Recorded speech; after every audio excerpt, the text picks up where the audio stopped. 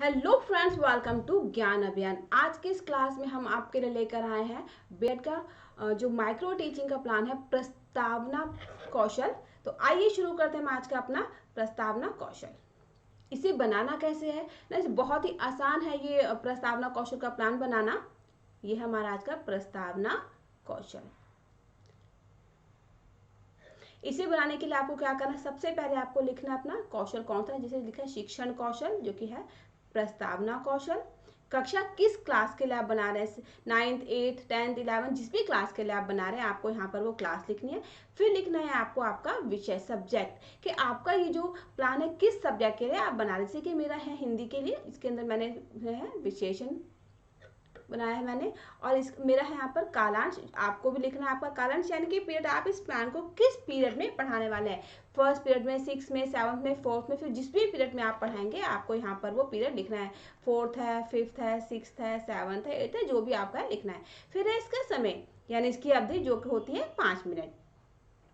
अब इसे बनाना बहुत ही आसान है। तो इसे बनाने के लिए हमें क्या करना है, सबसे पहले जो हमारी नोटबुक है उसे हमें 5 खंडों में यानी 5 भागों में बांट लेना है। जिसमें कि पहला होगा आपका क्रमांक, सीरियल नंबर ना। उसके बाद है छात्रा अध्यापिका क्रियाकलाप यानी टीचर्स एक्टिविटी, ये कॉलम आपका थोड़ा सा बड़ा होगा।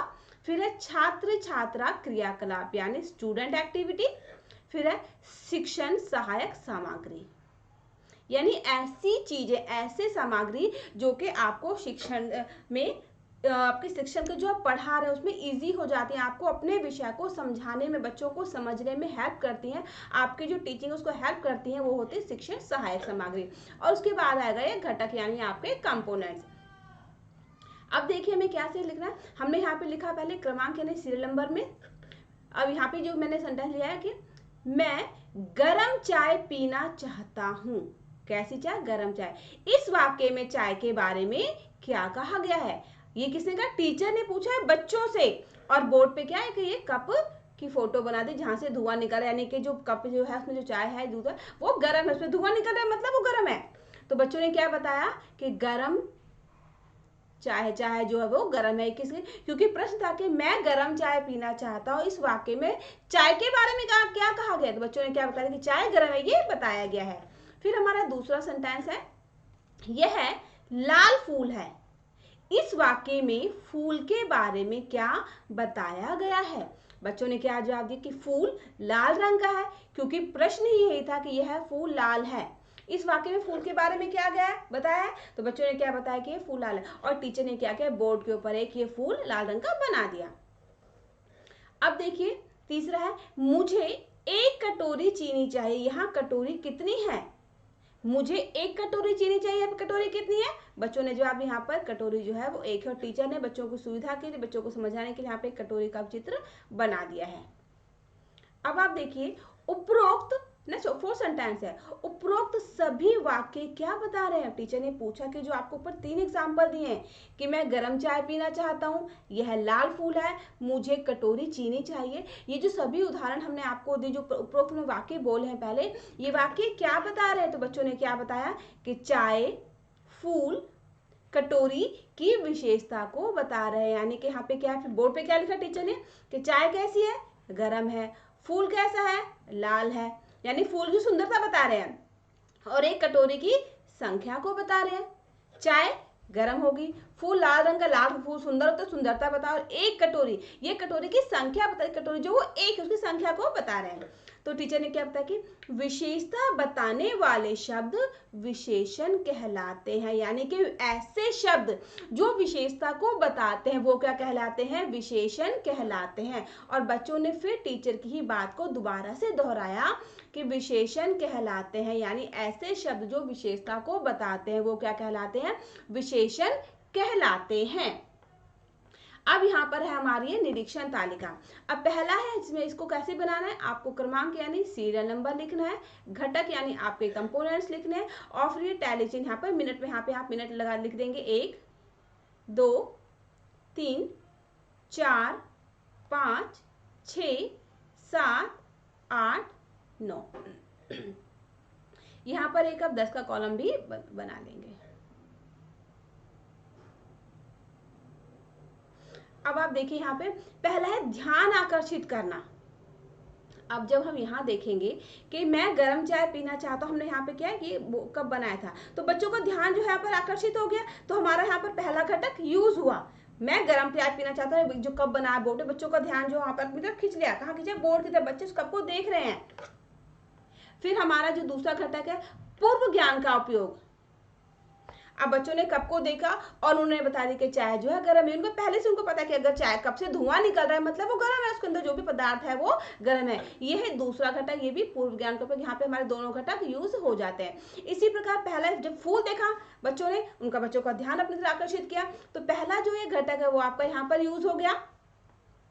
हमारा तीसरा घटक उपयुक्त संसाधन का उपयोग। अब फूल बनाया, कब बनाइए कि हमारे जो संसाधन, जिनको जो सही हमारे संसाधन तो उसका प्रयोग करें, ताकि जो हम बच्चों को कॉन्सेप्ट क्लियर करना चाहते हैं बड़ी ही सुविधा अनुसार, बड़ी आसानी से और अपने पता, आपने कोई मेहनत भी नहीं करनी पड़ेगी। सिंपल एक फूल बनाए, कब बने, धुआं निकल रहा है, बच्चे समझ गए।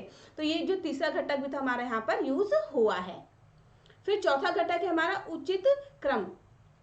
अब यहाँ पे जो हमने एग्जाम्पल्स दिए हैं, ऐसा कोई भी एग्जाम्पल नहीं जो कि हमारे टॉपिक से बाहर का हो। ऐसा नहीं कि हम जो है यहाँ पे बच्चों को विशेषण निकलवाना समझाना चाह रहे हो, हमने संज्ञा पढ़ा दिया, ऐसा तो नहीं है। तो हमारे जो उदाहरण हम दे रहे हैं बिल्कुल सही सीक्वेंस, उचित क्रम, तो हमारा यहाँ पर चौथा भी घटक जो है यूज हो जाता है।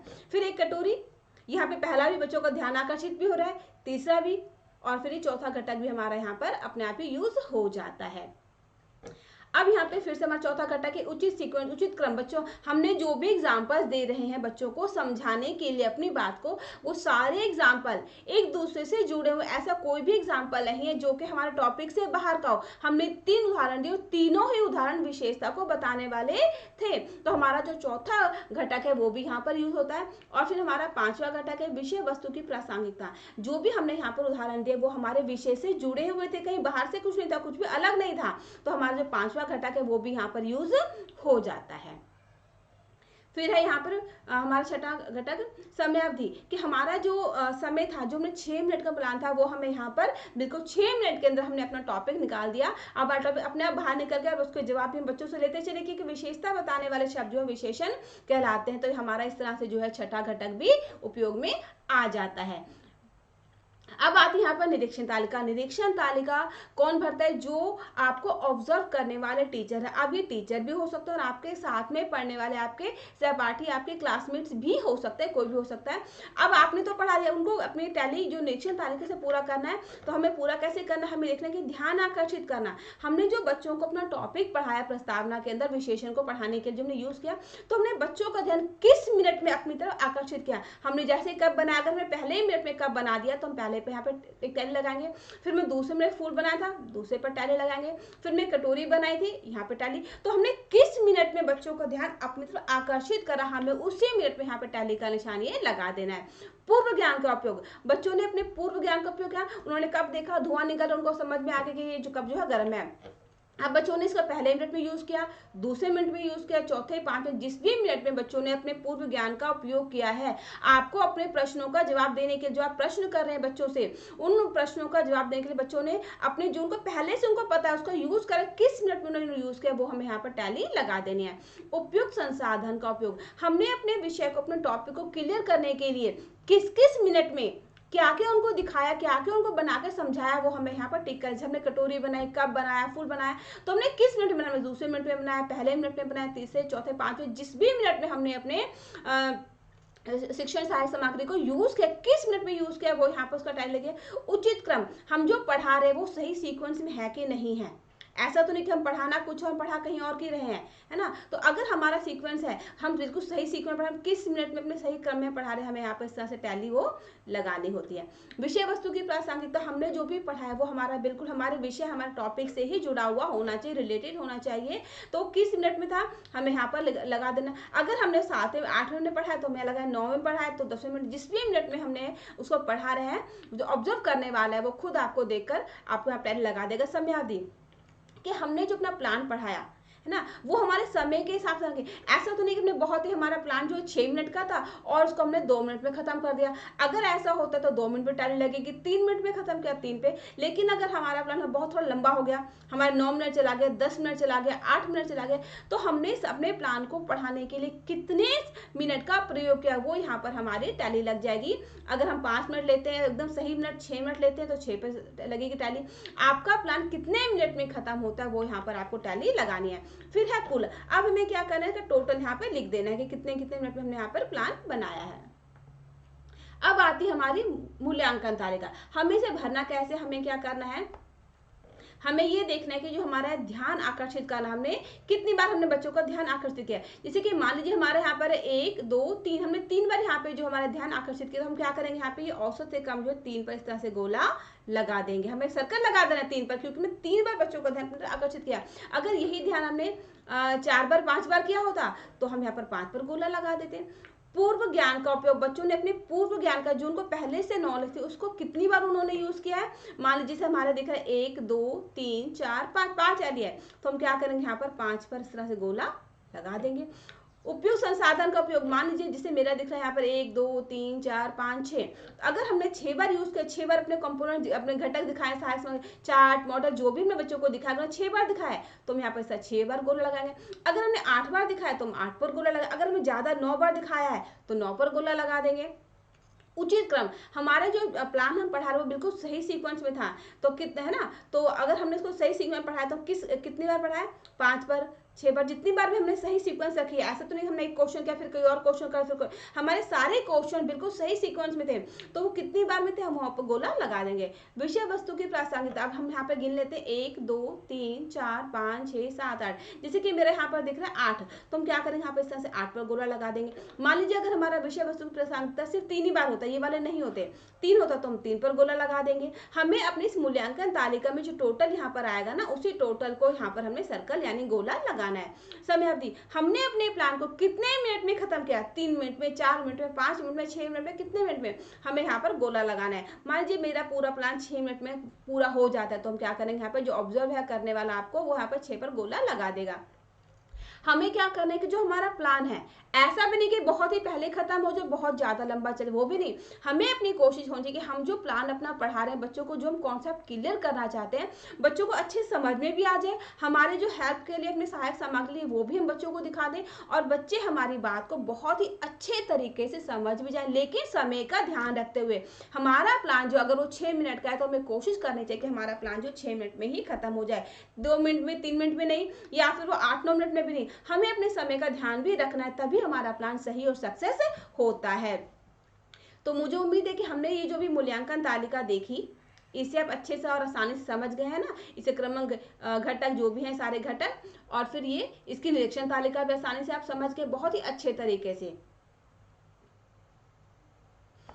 तो ये जो आपका प्रस्तावना कौशल था, आप इसे आप बहुत अच्छे समझ गए। तो इसी तरह देखते रहिए आपका अपना ज्ञान अभियान। मिलते हैं अपने एक नए वीडियो में, जिसमें हम आपके लिए और भी प्लान लेकर आएंगे। तो अगर आपने अभी तक ज्ञान अभियान को सब्सक्राइब नहीं किया है तो इसे सब्सक्राइब कीजिए, लाइक कीजिए, शेयर कीजिए, ताकि इसका फायदा आपके अपने और फ्रेंड्स को, आपके क्लासमेट्स को भी हो सके। कई बार होता है कि जब हमें पढ़ रहे होते तो हमें लगता है कि पता नहीं यार प्लान कैसे बने, कैसे बने, हम सोचते हैं, दिमाग को जोड़ डालते हैं। लेकिन अगर हमें कोई बताने वाला, हमें देखने वाला कुछ मिल जाए, तो हमें देखने के बाद हम आसानी से समझ जाते हैं, बहुत ही अच्छे तरीके से समझ जाते हैं। तो आपके फ्रेंड की जो समस्या कैसे बने हमारा परफेक्ट प्लान, ताकि वो गलत ना, और हम सही चीज बच्चों को सही समय के अंदर पढ़ा सकें, तो ये प्लान जो उनकी समस्या का भी निदान कर देगा। इसी तरह देखते रहिए आपका अपना ज्ञान अभियान। मिलते हैं आपके लिए एक नए वीडियो में एक नए प्लान के साथ। तो गुड बाय, टेक केयर।